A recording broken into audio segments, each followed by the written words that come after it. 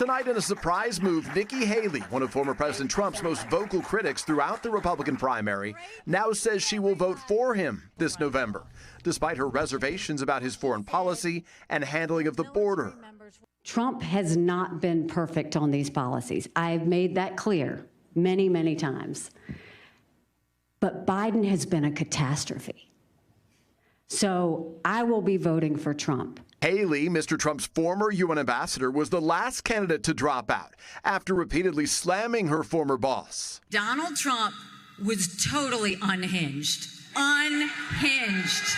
He's not qualified to be the president of the United States. Mr. Trump fired back in January, questioning why Haley was still in the race. Who the hell was the imposter that went up on the stage before and claimed a victory? Haley's announcement comes as the presumptive Republican nominee is considering a vice presidential pick. This month, Mr. Trump posting that Nikki Haley is not under consideration.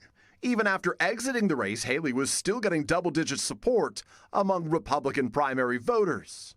Trump would be smart to reach out to the millions of people who voted for me and continue to support me.